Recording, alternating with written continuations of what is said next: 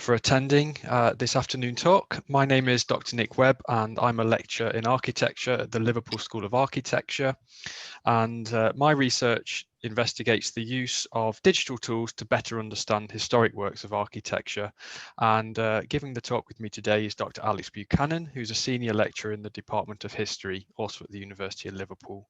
And Alex's research is at the intersection of architectural history and archives, and she's carried out previous research into medieval vaults, particularly around the work of Professor Robert Willis. So today we'll discuss our findings in relation to vaulting, as you would expect.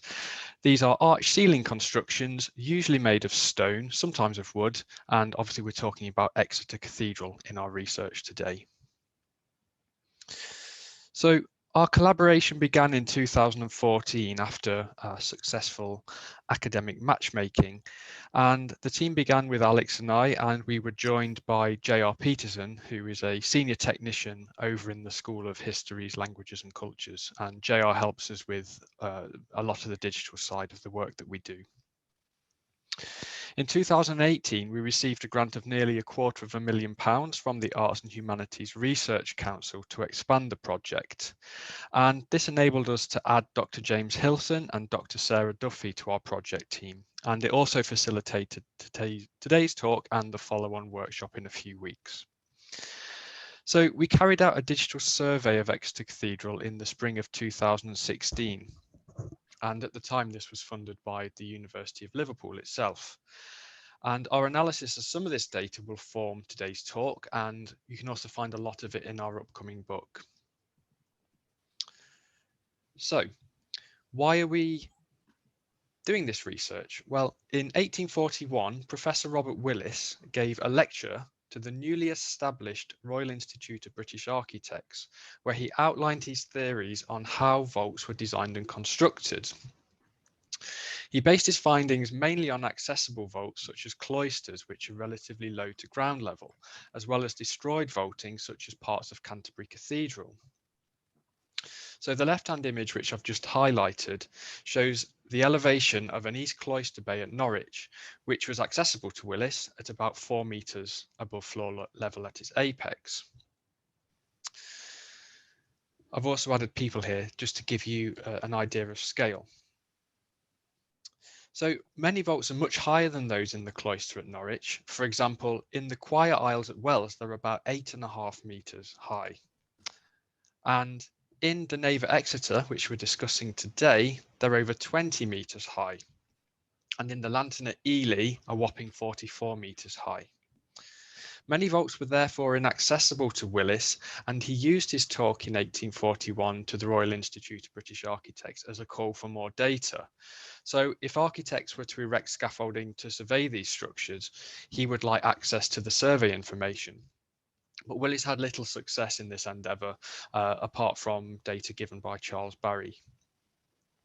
Also, we must interrogate the accuracy of previous scholarship. This is questionable because of the use of non-digital tools. So in short, 180 years later, we still don't fully understand how medieval vaults were designed. However, digital surveying methods allow us to capture these fascinating architectural elements both quickly and accurately. I'll now hand over to Alex. Thank you, Nick. So looking at Exeter, the basic chronology was established over 100 years ago by William Richard Lethaby, the architect, who was also an architectural historian. And he was looking in particular at the magnificent series of fabric rolls which survived for the cathedral and have been published. He noticed a break in construction between bays 8 and 9 in the eastern arm, and you can clearly see this in the fabric. He also believed that the crossing, the transept and the first nave bay were a new campaign, followed by a remodelling of the west front. And then the nave was built in between the west front and the previously built bays.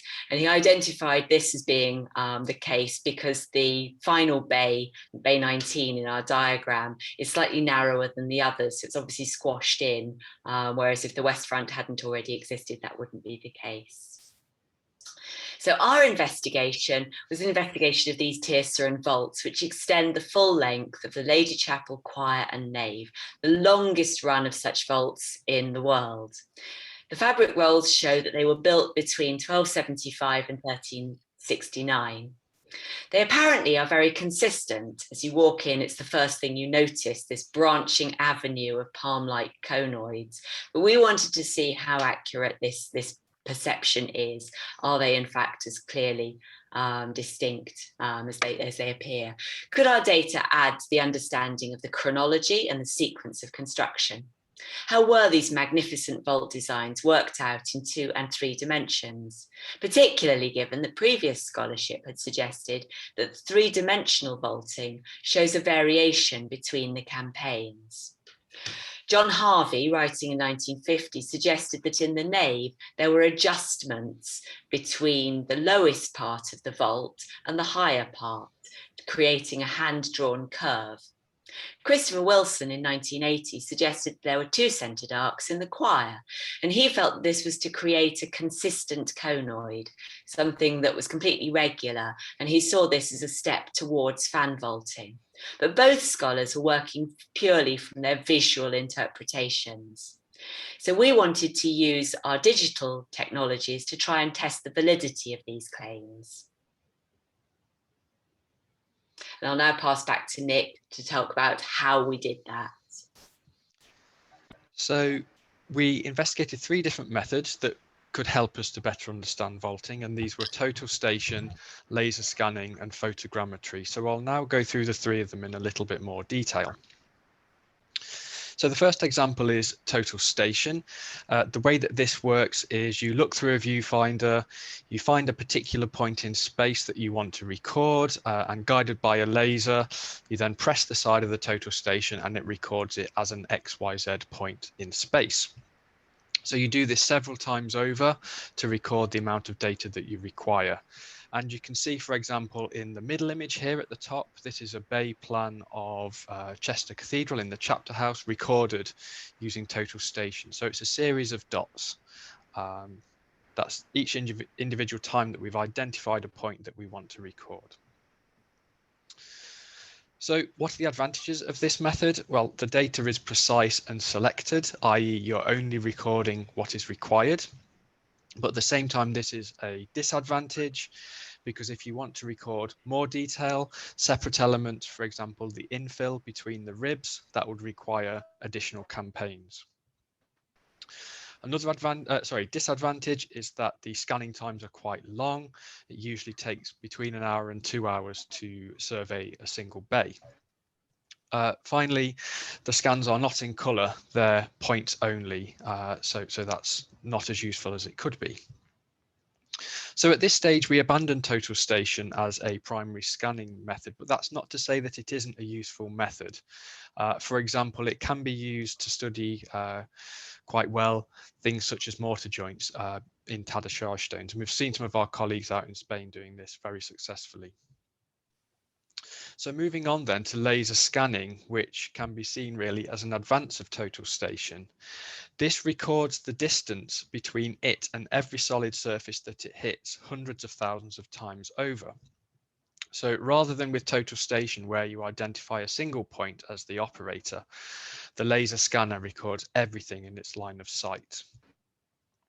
And at the end of the scan cycle, the laser scanner takes a series of photos, which gives you a 360 image and also allows you to assign color to each individual point. So what we get at the end is something called a point cloud model. And the best way to think of this is like a swarm of bees, but in the shape of a building's interior. So what are the advantages? Well, the data is precise and it records all details of the vault and wider interiors. For example, the vault ribs, the infill webbing, the column capitals, the elevations of the interior and the floor. So everything's recorded. Another advantage is that scanning using a laser scanner is relatively fast, so between 10 and 30 minutes per scan, depending on how low the vaulting is, as explained in the introduction. Disadvantages though, you end up with very large files, so you therefore need a very powerful computer to do anything with the data. And the software and the hardware is pretty expensive too. You can export the data as an orthophoto. This is where perspective is removed to create an orthographic plan and section. And we can see an orthographic plan here at Chester in the center. And you can also export the model as a mesh. And this is where all the points of the cloud are joined together as triangles to form a surface model. And you can see a detailed example of that at the bottom. The final method that we investigated was photogrammetry, and this is where hundreds of photos are taken using a digital camera from as many angles as possible to ensure that all details are captured. And you can see our technician JR, he is taking photos of one of the choir aisles at Wells, and at his feet is the cathedral cat carefully watching over him. So once you've taken all of the photos, you import these into a piece of software called Agisoft Metashape, and it's able to process them and figure out their position in space. And this results again in the point cloud model, the same as what is used in laser scanning. And this can be exported as orthophotos as well as mesh models. So quite similar exports that we see from laser scanning. And you can see the results of that here at the bottom. So looking at the issue between laser scanning and photogrammetry, i.e. which one we should move forwards with, we did a bit of a study in the Lady Chapel at Exeter. So here you can see a scan plan which has been produced. It's an orthophoto from laser scanning. And the geometry that we get out of this is pretty accurate, but the quality of the image, if you look closely on the right, it becomes pretty grainy. If we compare that to the photogrammetry equivalent, again, the geometry looks pretty good, and also the image quality is much better. We then started to look at this in a little bit more detail. So what happens for things like rib profiles and column profiles that are quite useful to study in our research? And we first looked at a column which was cut relatively low, about 1 meter above ground level, and we're looking at the point cloud data here from the laser scan on the left and photogrammetry on the right. And what we're seeing here is pretty comparable, so both are giving quite an accurate result. However, when we move on to the laser scan output, when we're looking at high volts, so this is about 10 meters away, and we compare that to the photogrammetry version, we can see a breakdown in quality between the two. So if we look at the two images on the left, we can see from the laser scan version that it's recording that rib profile pretty well, whereas with photogrammetry, the quality is much poorer. And the reason for this is with photogrammetry, you really need to take your photos as close to the target as possible. And because we're taking all of our data from ground level, we're not able to do that. So because of that, moving forwards, we decided that laser scanning would be our primary method of surveying the vaults. And here you can see this is a quick video of laser scanning taking place at Lincoln Cathedral. So you can see the top of the scanner is moving very slowly, and that's it, just recording all the points. And you'll notice I come into the frame. My job is to just make sure that no one trips over the tripod. So very important job. And here you can see now a process of registration. So because the scanner works on line of sight, you have to make sure that you take more than one scan. So we tend to do one scan per vault bay, and you can see here the point clouds have been shown using different colors. So if we look, for example, at the blue bay here, you can see how it's bled into the bay next to it, and then this is ensuring a good coverage on that side as well as in this bay. So the overlapping of the scans ensures really good coverage. And the registration process works by either putting up targets in the cathedral, which look like giant ping pong balls, and then in the scanner software, it can locate those giant ping pong balls and then triangulate between them and align the scans. Or more recently, the scanning software has got even better, and it can just look at things like the shape of this surface over here and work out that that's in a certain bay and then automatically align them. So technology is getting better and better the more work that we do.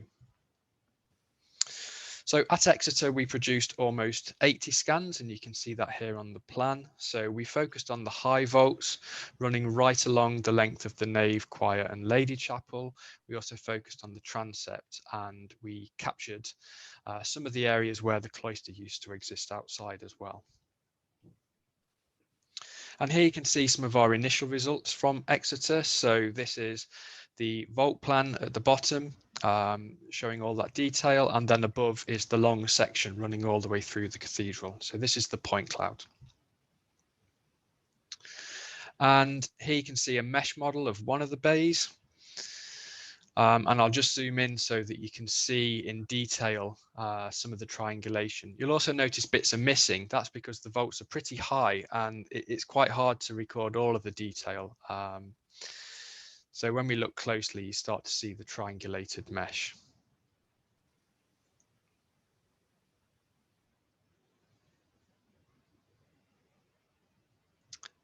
And we'll give you links to these later on if you want to have a look at them in your own time. Okay, so once we've got this data, what do we do with it? Well, we have to think about the intrados line, which is the outermost edge of a vault rib. This is really important in our research. The reason is that when you were constructing a medieval vault, you would first put up timber centering, an example of which you can see here on the bottom image. So this is shaped to the design that you would like to create.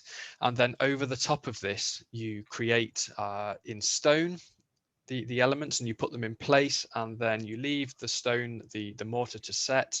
You remove the centering and hope that the stonework stays in place. So the junction between the timber and the stone is critical, and that's also the intrados line, the outermost edge of a vault rib. And this image was supplied by Diane Walker, who I think is with us again today. Hello, Diane. And this shows you an example of centering which is in place under the buttresses at Exeter. So quite a nice image for reference so that we can see what centering would actually look like in situ.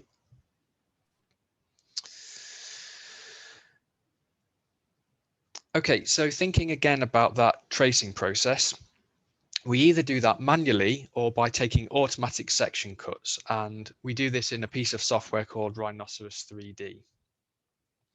And after that, we create best fit arcs through the trace data.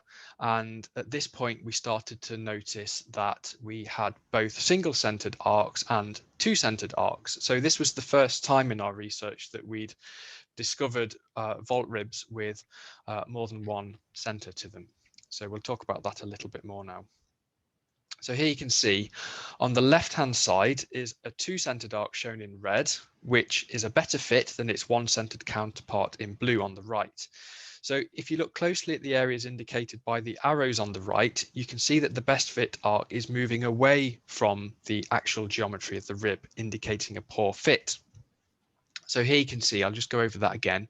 This red line here is replicating the curvature of the rib very closely, and that has two centers. So there's one and there's a second center, whereas the one on the right has a single center, but you can see particularly in these areas here indicated by the arrow where it's moving away. So just to finish this section, we're looking at key pieces of geometry when we're studying these vaults. So once we have the best fit arc or arcs, the key geometry that we're looking for is the impost, and this is the point on which the springing point of a rib appears to rest, and usually the abacus of a capital in medieval vaults is this line. We also have the springing point. This is the lowest level of the rib where it departs from the underlying supports, and it's almost always a point in our research. We also have the apex, which is notional. This is the highest level of the rib, and it's usually covered by a boss. But using the 3D modeling software, we can work out the notional point of intersection by extending the arcs beyond the boss. Obviously, we have the radius of each rib, sometimes multiple radii, as at Exeter. And finally, we have the arc center or centers in relation to the impost line. So this is really critical. So it's the vertical distance between the arc center and the impost level. So we either discuss it as being on, So we can see the center here is very much on the impost line, but in some cases we find that this point sits either above or below. I'll just finish with a quick video of us tracing at Ely, and then I'll hand back to Alex. So just to kind of summarize this, so we're going in this case, this is a manual tracing of a rib. So using dot to dot points along the mesh.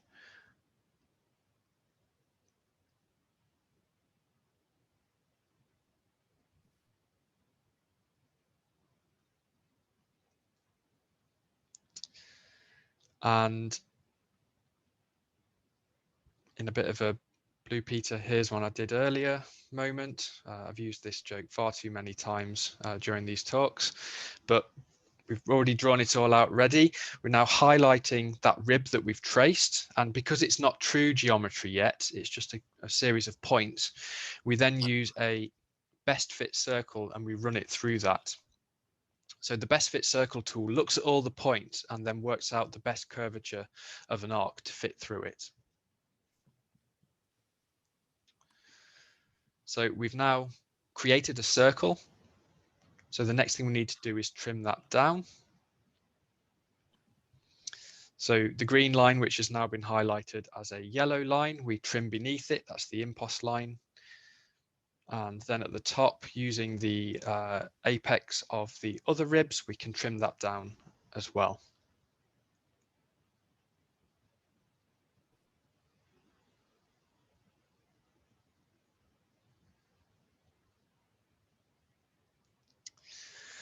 So now we have a series of best fit arcs in place, in this case at Ely, and we can start to extract the data that we require for analysis. So we've highlighted the rib and we're now asking the software for the radius, which is about 3.5 meters. So we now put that into a very detailed Excel spreadsheet. So you can see we've already recorded the data for every other rib in this case. So we've added the radius. We're now going to have a look for the center point. So we found the center of that arc, and then we're measuring the distance between the center and the impost level. In this case, you can see it sits quite far below, so nearly 1 meter below. Quite rare in our research. And then finally, we're looking for the apex height, the notional apex height. So again, we take a measurement from there. So hopefully that just gives you a summary of the process that we go through before we start to analyze the data. And I'll now hand back to Alex. Thanks, Nick. Before I start, let's look a bit more detail at vaults. So the anatomy of the vault, so we know what we're talking about. A Gothic vault has two main elements, the webs and the ribs. The webs, or the surface of the vault, were usually constructed from coursed masonry and plastered. In the Middle Ages, the webs would usually have been decorated with frescoes, as we still find in Italy, remains of which survive in some English vaults, such as those at Lincoln Cathedral, which are shown on the slide. The ribs are the mouldings, which usually mark the changes in plane of the webs, but they could also decorate planar surfaces. The ribs were first built as a framework on the scaffolding that Nick's already described, and the webs were added afterwards, but both elements are equally important to the structure of the vault.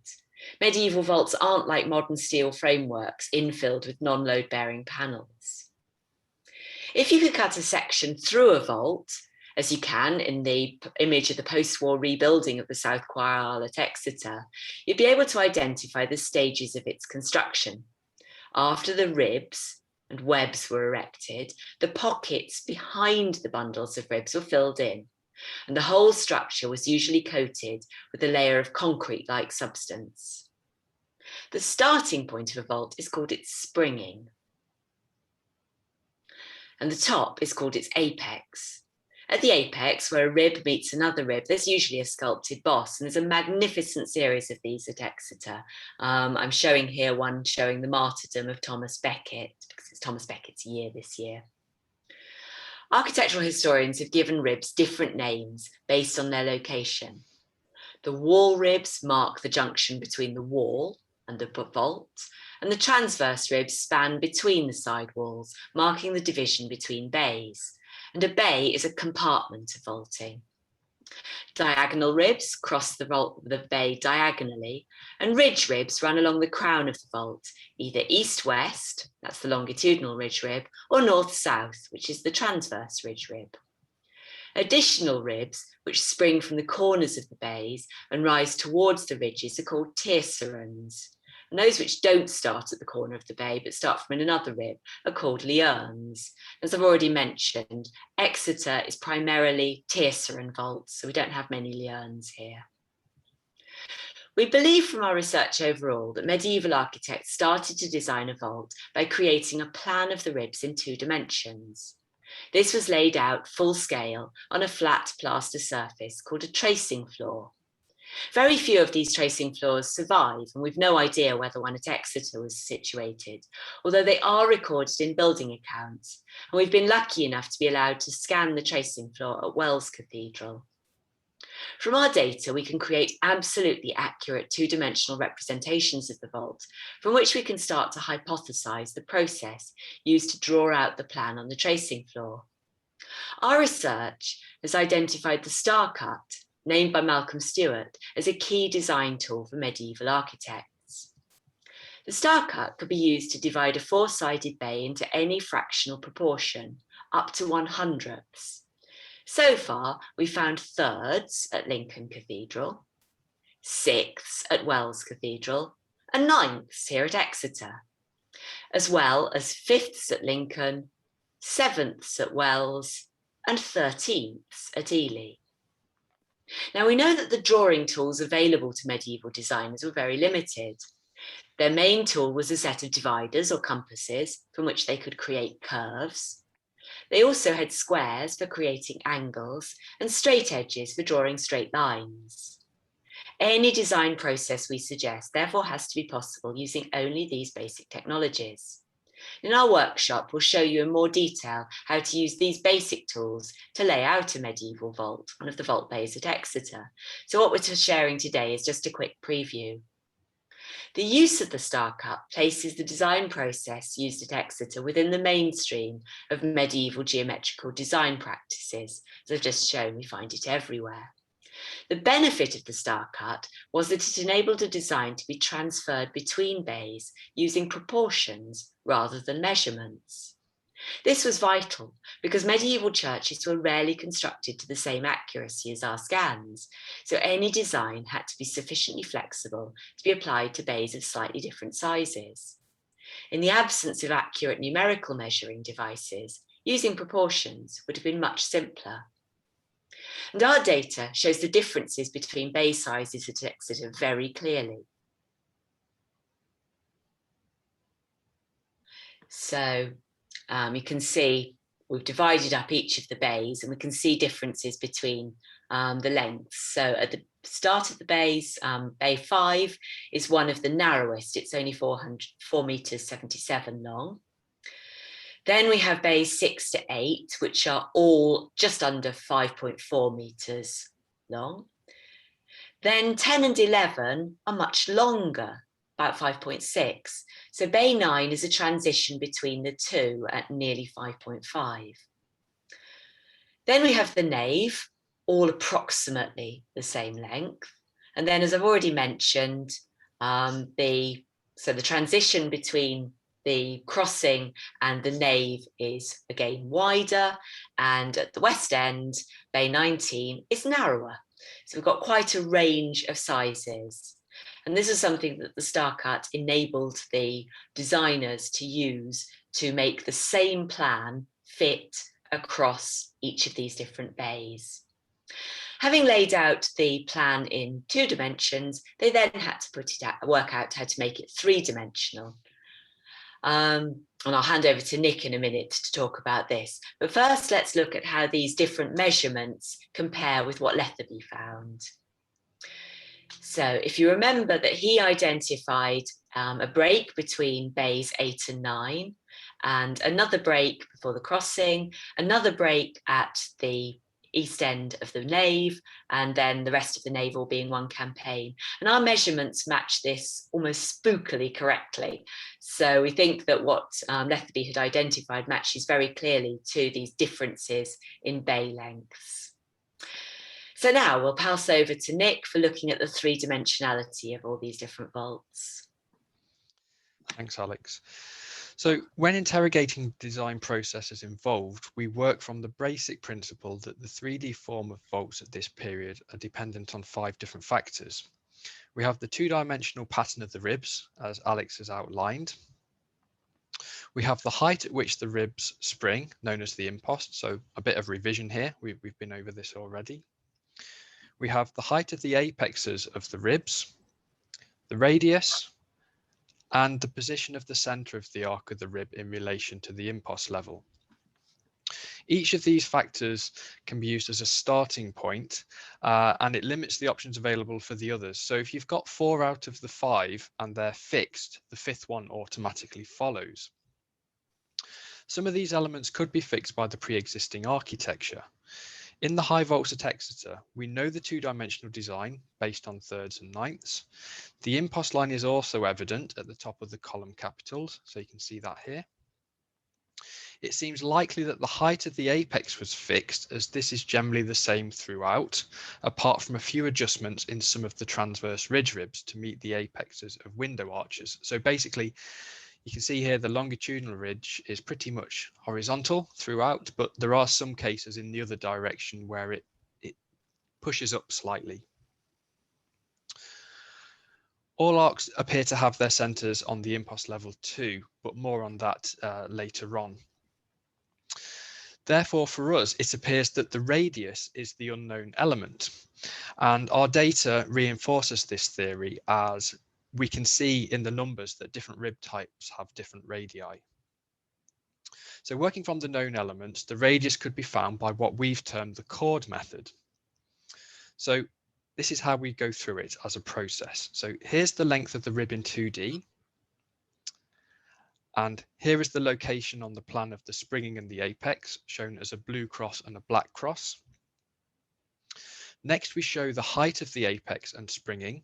So we're now viewing the design in elevation, with the springing shown as a blue cross and the known apex shown as a green cross. So to find the unknown radius, first we draw a line between the springing point and the apex. Then we draw a line at a right angle to the first line, halfway along its length.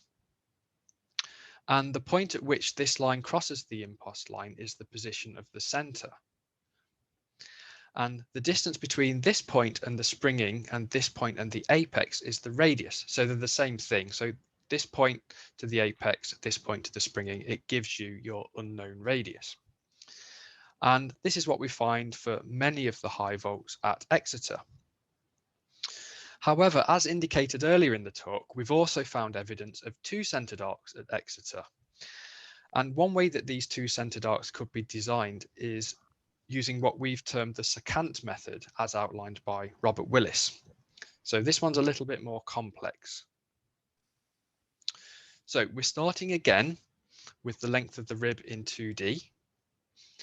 And again, we have the location on the plan of the springing and the apex, shown as blue and black crosses. And again, repeating what we've said with the chord method, we know the height of the main apex, and the springing is shown as a blue cross. So this is where it starts to get more complicated. So this time we assume that a known radius is used for the lower of the 2 arcs, making up the 2-centered rib. And at Exeter, this appears to be consistent in bays of this nature. So a circle is drawn of this known radius centered on the springing point, as you see here. And where this circle crosses the impost line, we draw a second circle of the same radius centered on this point. You'll notice it's quite close to the center point of the bay as well. So one theory that we had to think about is it could be that they're kind of using the diagonal for the lower arc of the 2. So the next stage is to use half the height of the vault from the impost to apex, shown here as a horizontal dotted line. And we draw a line connecting the top of the lower arc to its center. So you can see that here. And then we extend this line downwards. We next revert back to the chord method, and we join the top of the lower arc to the apex with a line. And again, draw a line at a right angle to the first line halfway along its length. So where this line crosses with the one created earlier gives us the center point for the missing upper radius.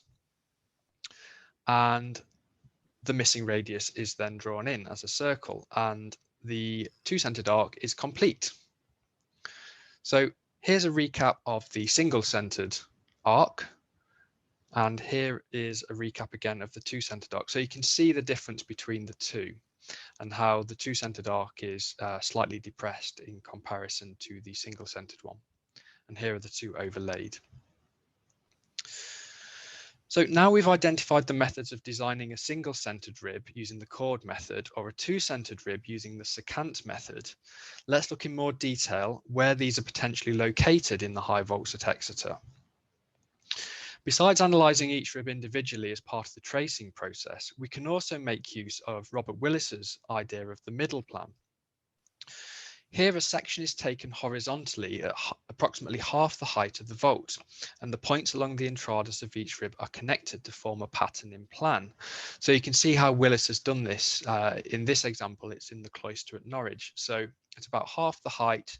You create a little point, and then you connect those points together to form what Willis calls the middle plan.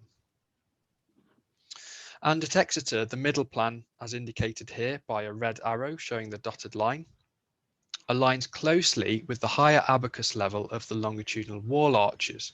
So it might be hard for you to see, but the wall arches are slightly hidden here, and you can just about see the top of the abacus there. And it aligns quite well with this, as well as aligning quite closely to the change in stonework between the main tas de charge block here and the individual ribs. So back to the presence of one-centered ribs shown here in blue and two-centered ribs shown here in red, we've looked in detail across 8 bays, 4 of them in the nave and 4 of them in the choir. Note also the inclusion of ribs with dotted lines. So these represent less confidence in whether a rib is single or multiple centered. So in some cases we can't tell for certain, and therefore we use a dotted line to indicate that reduced certainty. Looking at bays 7 and 8, the transverse ribs, transverse tiercerons and diagonal ribs mainly consist of two-centered arcs. So you can see those here shown in red. However, these switch to one-centered arcs in bay 10, as well as the western side of bay 9. So you can see that here. So the transverse tiercerons and diagonals all shown in blue here in bay 10 and in one side of bay 9. So what's also important to note here is that the design of the tas de charge between bays 8 and 9 is consistent on both sides. So you can see here we have a middle plan which aligns very closely to what's happening on this side in bays 8 and 9, and then it changes to a more semicircular design between bays 9 and 10. So what's interesting about this, particularly if you listen to our talk last week about wells, is that they've kept in a consistent tas de charge and resulting middle plan, and that therefore means that the design of bay 9 is actually a combination of the designs used in bay 10 that you see over here and bay 8 that you see on this side. So we get the red two-centered arcs here and the majority blue single-centered arcs on this side. So this data supports Wilton's observation of two-centered arcs in the eastern arm. Looking at the nave, in bay 13, the transverse ribs and transverse tierceron appear two-centered. However, we're less confident, hence the red dotted lines instead of solid red lines. And the pattern switches to entirely single-centered arcs from bay 14 onwards. Harvey identified a visual difference in design in bay 14. However, our research suggests that the visual difference is actually in bay 13. Looking at the middle plan in between bays 13 and 14, this appears circular. Those further west appear fluted. And given what we've already explained, this is quite odd and therefore merits further investigation. So a bit of a jump in direction here. Given the rule-based nature of much of the geometry of medieval vaults, we decided to see if generative design tools could help us to better understand them. And generative design is used by architects such as Zaha Hadid to create impressive and complex schemes. Rule-based architecture enables every element of a design to be connected, achieving a self-referential condition where you can make changes, preserving the whole concept. So let me explain a little bit more what we mean here. So we've already discussed the plan of the high vaults at Exeter and how they remain the same size conceptually based on thirds and ninths, but they change depending on the bounding bay size. So this is a plugin for the 3D software Rhino, and it's called Grasshopper. They like to keep an animal theme going on. So here's the plugin Rhino on the right, and here's a plan view of a model created via this scripting language on the right. So if I press play, and what I'm doing here is I am changing the size of the bay. So you can see that even though the size of the bay is changing, the proportions remain the same in that they're still based on thirds, ninths, and quarters. And now we can move on and have a look at this again, but in 3 dimensions. So again, changing the size of the bay. So you can see, because it's all based on the chord method, a single centered rib, we're able to change that bay size in plan, and the design in 3D changes accordingly. And similarly, we can change some of the apex heights if we wish. As mentioned, there are some adjustments that are made in the nave at Exeter. So we can freely do that whilst maintaining the same design concepts.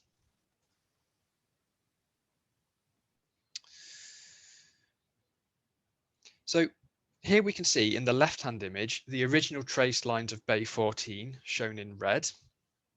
So this was the original data. And in the center, we can see our hypothesis using the chord method and the plan that we set up as exported from Grasshopper.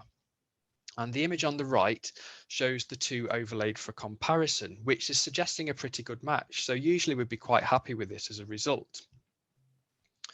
But back to the middle plans that we described earlier.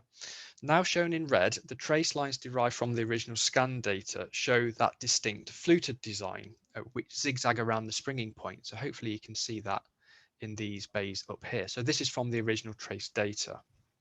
However, when we look at our hypothesis, we can see that that's not replicated. We get a much smoother middle plan. So this suggests that there's something more complex at play in the nave at Exeter. So let's delve into that a little bit more before we finish. So this table shows the average radius of ribs in bays 14 to 18, as well as the average distance of each arc center in relation to the impost level. So that's in the right-hand column, and that's the one that we need to focus on. So whilst we initially believed that all arcs had their centers on the impost level based on their closeness to 0, this instead appears to be an intentional design decision to create the zigzagging middle plan.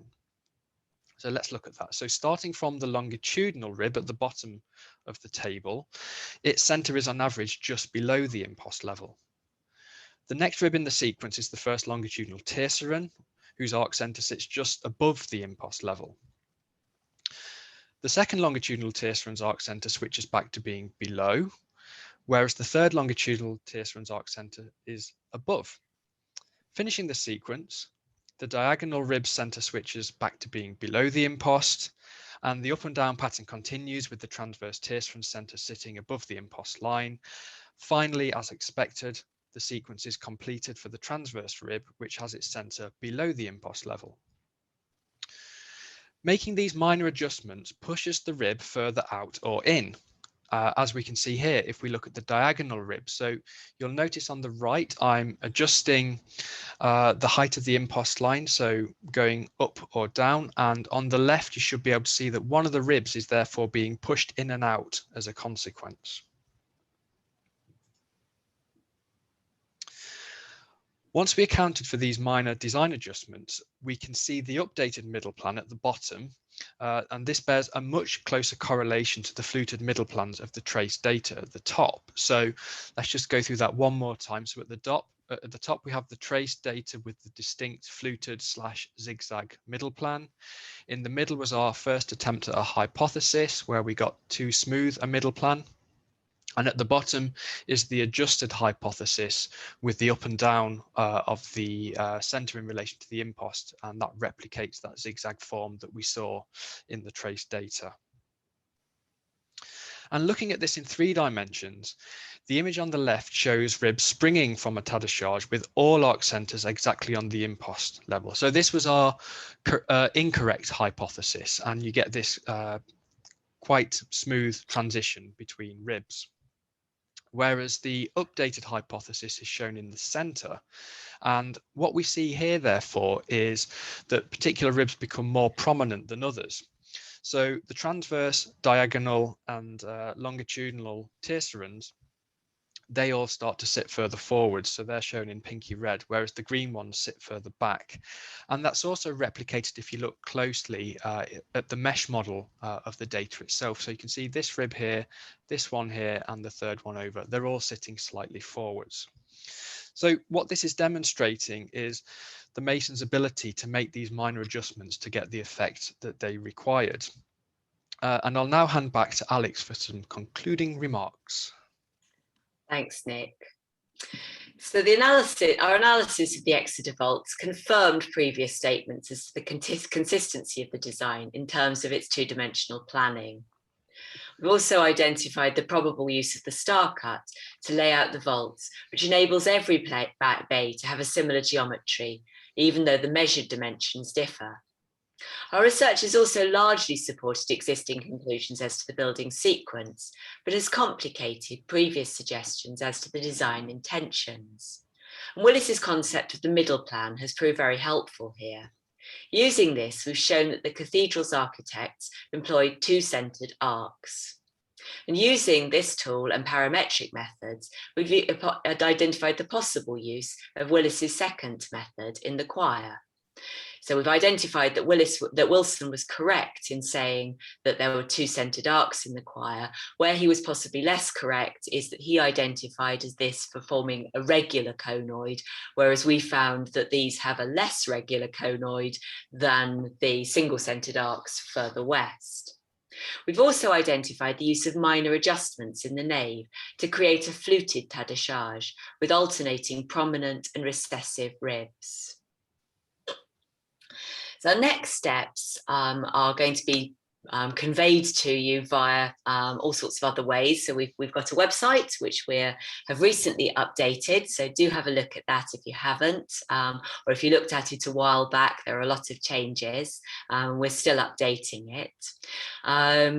We have a biannual newsletter, so if you'd like to follow our research, please sign up to that. You can do so either by scanning the QR code on the screen or following the link which Nick will put in the chat.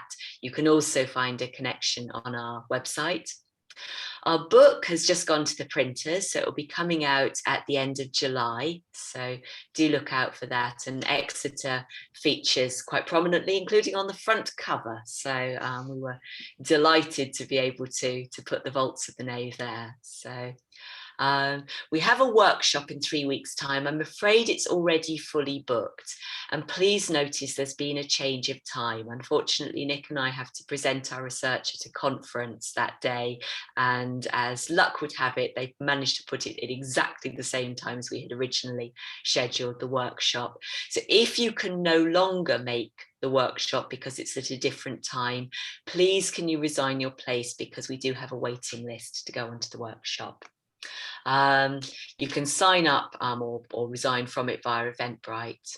We'd really value your feedback on this talk. This helps us to make improvements for future talks, but also provides feedback to our funders and hopefully will enable us to fund other talks like this. So you can follow the link, which we'll put in the chat. You'll also have a document sent to you by email if you're not able to use the office forms. It's very quick. It should only take you about 5 minutes. It will email to me and you will get an out of office message, because I'm currently involved in industrial action, but because this set of talks was not funded by the university, I'm participating in these, but it doesn't mean that it isn't appreciated. We will receive it once I'm off industrial action, so don't be put off by the out of office message. Thank you very much for coming. And do you have any questions for either of us?